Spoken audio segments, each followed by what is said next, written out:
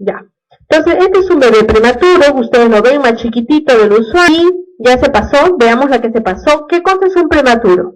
A ver, ¿cómo se define el prematuro? Ya que se pasó la lámina. Que nace antes de las 37 semanas. ¿Ok? Entonces, eso era lo que decía acá. Ustedes saben que todos los diagnósticos en nuestro país y en muchos se rige por el Código Internacional de Enfermedades, ¿no? Que el término P07 es el que define al recién nacido prematuro, todo niño menor de 37 semanas. Muy bien, en este hospital, por ejemplo, nacen al año 16.000 o 17.000, acá hay un cero de más, 17.000 recién nacidos al año, y entonces 9 a 10% de estos niños son prematuros, y 2% aproximadamente son extremadamente prematuros, o sea, chicos menos de 1.500. Y cuando definimos la prematuridad, pues la podemos definir como leve, si es que hablamos de 34 a 36 semanas, o muy extrema, si es que hablamos un menor de 25 semanas. Entonces, así es como vamos diferenciando la prematuridad. Indudablemente, a más prematuro, más riesgo, más complicaciones, y estos prematuros extremos son los que vamos a tenerlos con alguno de estos problemas que vamos a ir viendo. Espérenme un ratitito. Debido a lo largo de los años ha aumentado mucho, ¿no? Y ahora la sobrevivencia de un niño que está menor de 1.500, dependiendo de las realidades, en este hospital, por ejemplo, tenemos una sobrevida de 1.000 a 1.500 de 80% por lo menos. Y cuando el producto está entre 500 a 800 gramos, más o menos hablamos de un 50% en términos globales. Pero eso no es igual en todo el país. Las áreas rurales, Puno, por ejemplo, todavía está en una sobrevida del 20% para sus menores de 1.500, o sea, de 1.000 a 1.500. Entonces, las condiciones de infraestructura, capacitación, etcétera, hacen que no sea una cosa similar en todo nuestro país. Pero en términos generales, esta sobrevida del prematuro ha aumentado tremendamente. Sin embargo, el pronóstico del neurodesarrollo no siempre es muy bueno. Hemos hecho de la definición, Europa también habla de 5 a 6% de prematuridad, o sea, menor de 37 semanas, y Perú de 8 a 10%. Sin embargo, de todas las muertes que ocurren en el mundo, 60 a 80% son muertes perinatales, o sea, muertes de chicos dentro de la etapa neonatal. De ahí la preocupación de la salud del país y de las instituciones que tienen que ver con mortalidad y la evolución de la salud es el poder preocuparnos en la salud de la madre y la salud del niño, sobre todo del niño perinato, del niño que está justo en esos días antes de nacer y en los primeros días post nacimiento. Y de esto, la mayor cantidad de muertes, más del 50%, son muertes de niños prematuros. Entonces miren acá, un prematuro está ventilado, miren la posición en la que cae, acá hay un brazo flexionado porque de repente lo colocaron, porque generalmente es un niño que está en una posición de extensión de miembros superiores e inferiores, de ahí que dentro de ya su hospitalización se le tienda a poner nidos para proteger luego las alteraciones de posturas. Hay algunos factores, recordemos que cuando hemos hablado la anterior presentación hemos definido factores de riesgo y hemos dicho, cuando vamos a atender un parto, lo primero que tenemos que hacer es ver qué gestante tenemos, qué factores tiene de riesgo, vamos a poder asumir esos riesgos o es mejor que la deriven. ¿Para qué yo valoro los riesgos? De repente yo puedo trabajar esa patología que tiene esa mamá, la puedo tratar, pero luego no voy a poder manejar y voy a poner en riesgo a ese bebé que nazca conmigo. De ahí es que nosotros, de todo este cuadro asociado a prematurez, sobre todo definimos como mayor riesgo para prematurez en los problemas preeclámpticos y hipertensión, las colagenopatías, los gemelos, las hemorragias del tercer trimestre, incompetencia cervical, las infecciones, y cuando hablamos de ruptura de prematura de membranas, hablamos de ruptura prematura por encima de las 18 horas, que nos potencia el riesgo de nacimiento como de cuadro infeccioso. Entonces, nuevamente, ¿dónde van a ser? ¿Puedo con ese nivel de complejidad o tengo que derivarlo a otro lado? Y porque después lo voy a poder reanimar, recuerden que Para el fluxograma actual vigente de reanimación, las 3 preguntas son: gestación a término, el niño respira o llora y tiene buen tono. Si no es una gestación a término, es un prematuro, este chico va a requerir algo que lo reanime. Entonces tengo que tener todo para reanimar. ¿Qué es ese todo? Ya hemos en la clase anterior visto toda la lista de cosas que tengo que tener en un sitio donde un niño nazca por la posibilidad de que me salga prematuro y lo tenga que reanimar. Algo completamente demostrado con evidencia: los esteroides antenatales disminuyen la cantidad de membrana hialina, disminuyen la hemorragia intraventricular, disminuyen la enterocolitis necrosante. Entonces, si por sus manos pasa una gestante que tiene una edad gestacional menor de 34 semanas, sea que la deriven a ella, sea que ustedes la manejen, no olviden hacer una maduración, poner su corticoide antenatal, porque eso tiene completamente demostrado la evidencia de que es un beneficio para el bebé. No solo para membrana hialina, sino para hemorragia intraventricular y para prevención de enterocolitis necrosante. Los ambientes, recuerden, porque esto ya lo hemos dicho en otra clase, muy cerca a la terapia intensiva, una reanimación cerca sale partos y poder hacer un transporte de ahí a donde se va a hospitalizar. El personal que lo atiende tiene que estar entrenado en reanimación cardiopulmonar porque un prematuro va a requerir eso. 2 personas sin factores de riesgo y 3 personas si además de es un prematuro que viene con latidos bajos o es un prematuro que además de prematuro de repente sé que tiene un circular ajustado, o sea, tiene más riesgos aparte de solo ser prematuro. Personas que puedan intubar al bebé para poder realmente sacarlo adelante. Hazle un clic al centro de eso para ver si puede leer de ahí no sé si es que lo pueda leer de ahí ese video. Ahí, ya te pasaste. A ver, no.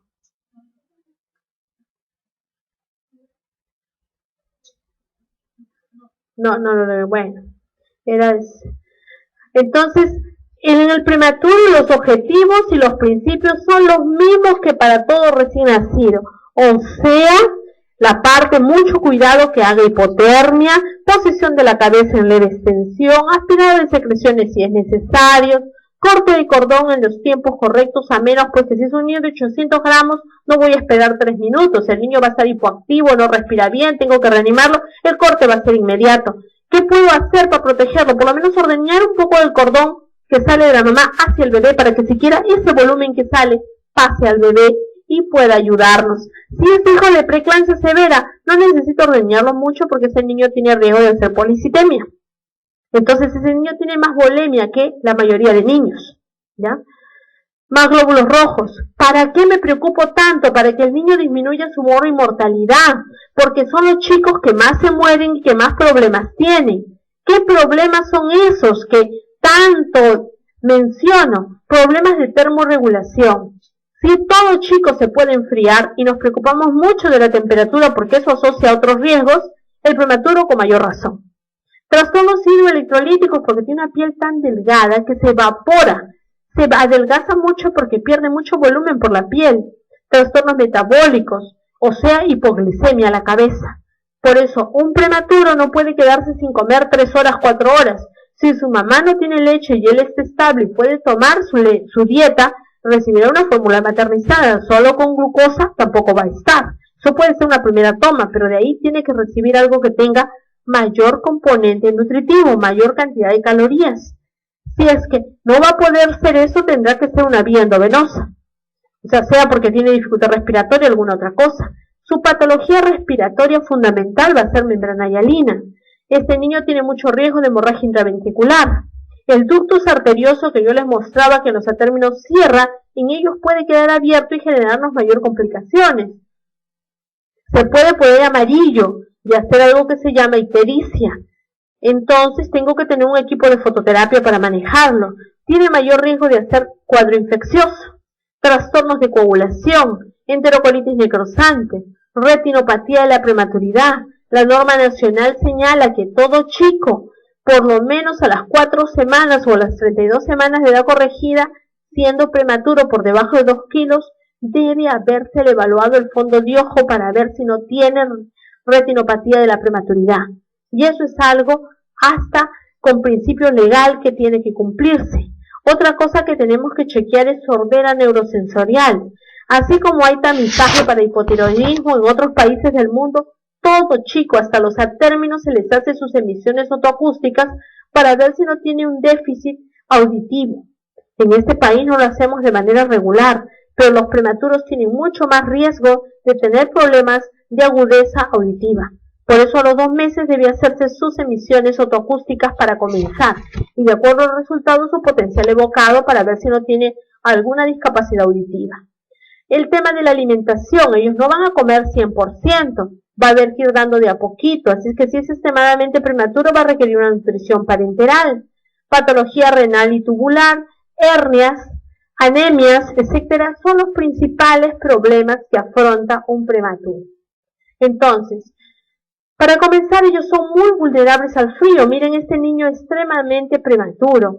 Tienen una piel muy delgada, una grasa subcutánea disminuida y tienen una respuesta metabólica al frío que no permite un adecuado acondicionamiento. Además, tienen una superficie corporal mayor que los chicos a término con respecto a la masa que ellos tienen.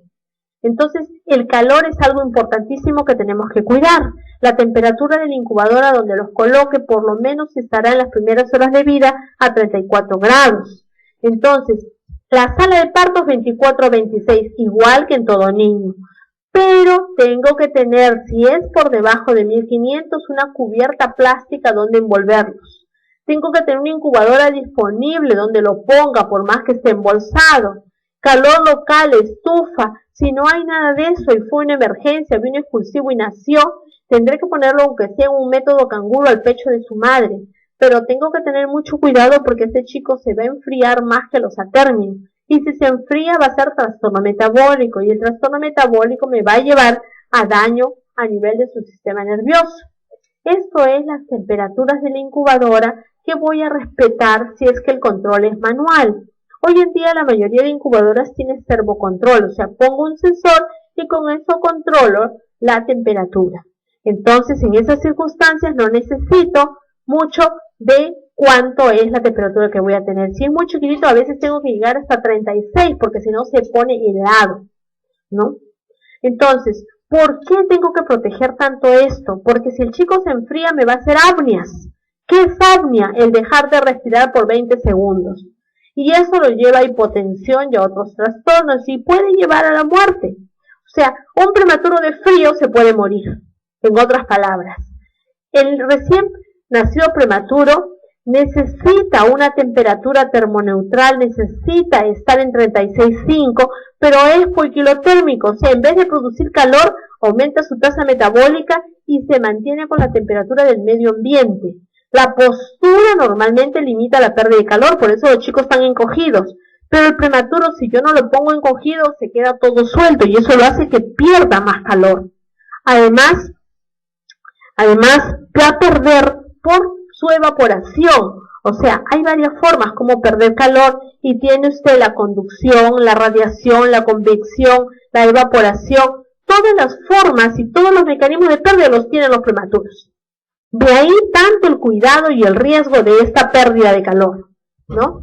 Entonces, en estos niños nosotros tenemos que la alta relación de superficie y volumen corporal en el recién nacido es 2.7 veces más que el adulto y 3.5 veces más que el adulto en los chiquitos que son menos de 1500 gramos.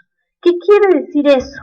Esta relación que tiene de toda la superficie de la piel, por donde puede perder calor, por todas esas formas de conducción, qué sé yo, van a hacer que el niño más rápidamente pierda calor.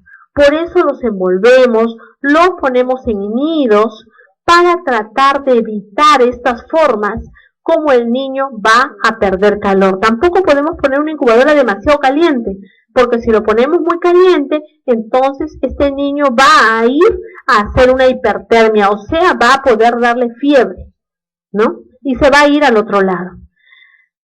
Esto es un poco que ya hemos hablado. Ellos tienen una termogénesis, o sea, ellos van a poder producir calor, pero no controlan adecuadamente. Tienen una actividad también disminuida. Algo que se conoce que es la forma como el niño a término mantiene el calor corporal, es la grasa parda.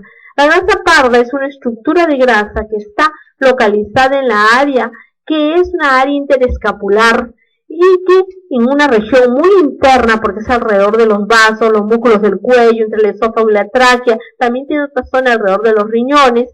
Esto permite tiene un sensor de temperatura y cuando el niño comienza a enfriar, comienza a desdoblar y a producir calor a través de unas reacciones químicas que hacen esta zona y a desdoblar muy rápidamente el componente energético de esta área.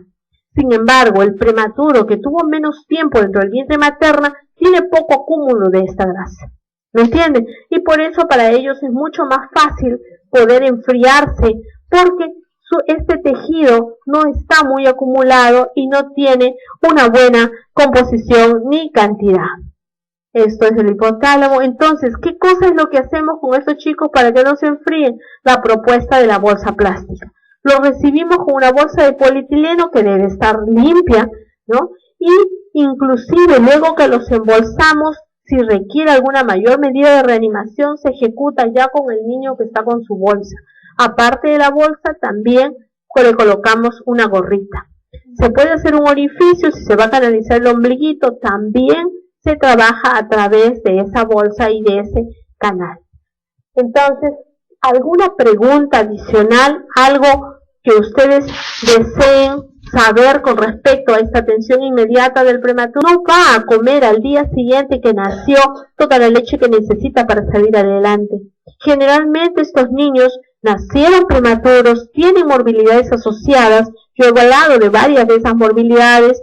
Entonces, la primera es la respiratoria, tienen mucho riesgo de membrana hialina, está con oxígeno, a veces están intubados, comienzan, si es que no están asfixiados y si no tienen mucho riesgo de hacer enterocolitis necrosante, a comer de repente a las 24 horas de vida o adelante y comienzan con pequeños volúmenes de leche. Si un niño pesa 1 kilo, muchas veces comenzamos con 2 centímetros cada 3 horas. De eso no va a vivir, su organismo se va a autodestruir, va a ser algo que se escatabolia y se destruyen, se vuelven como unos marasmáticos. Entonces, ¿qué debe recibir? Debería recibir nutrición parenteral por la vena, que no es solo destroza, que es proteínas, que es lípidos, etcétera, para poder salir adelante. ¿Y qué hay si estoy en un lugar donde no hay nutrición parenteral? Lo que tengo que hacer es tratar de dar de alimentar por vía oral lo más pronto posible. Pero si es muy chiquitito, si es 700 gramos, eso va a ser muy difícil. Deberíamos referirlo a una unidad que le pueda dar nutrición parenteral.